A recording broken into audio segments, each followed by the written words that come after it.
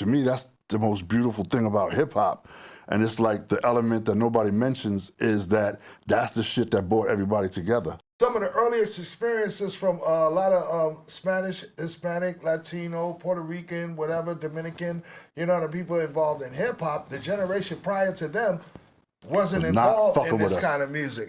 Yeah. Wasn't involved in black culture the same way. There were some, but not black as people. much as this generation, okay?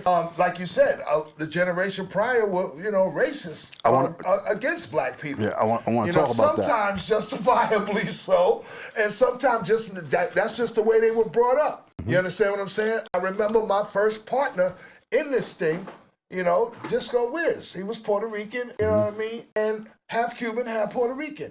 And he got a lot of flack from being with me, from hanging out with me or seeing him. I didn't get no flack from hanging out with him. When people seeing me with him or the Puerto Rican dude, you know, with the Kango and Just Fly, they just seen two fly niggas, the black and the Puerto Rican. When Puerto Rican people say, I said, yo, what you doing with that fucking Moreno? What you doing with that Cocolo? Why you listen to that black shit? That was the attitude. And that can't be denied, okay? So, if anything, the hip-hop generation kind of closed that gap. Not kind of. Definitively closed that gap as far as, you know, they do that and we do this. No, we all do this. Right. We all do this. Yeah, and like I really wanted to, because that's real important, because, you know, people have the idea that it was just racism. Like, I remember a time, all right, I might have been 12 years old.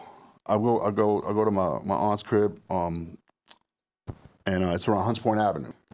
I know it was a fucking race shit going on. I'm 12 years old. I'm hanging with my cousins and shit. All of a sudden, these niggas take off running.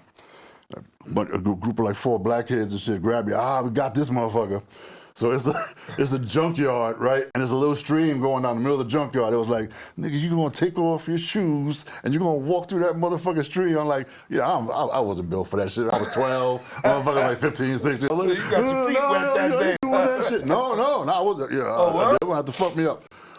My cousin came back like, nah, you know, he's a civilian. I don't know what word he used, but it was like, nah, he's not, you know, he doesn't, you know, he don't know nothing about this shit. You know what I'm saying? So I understand about there being that kind of racial tension, you know what I'm saying? But to me, that's the most beautiful thing about hip hop.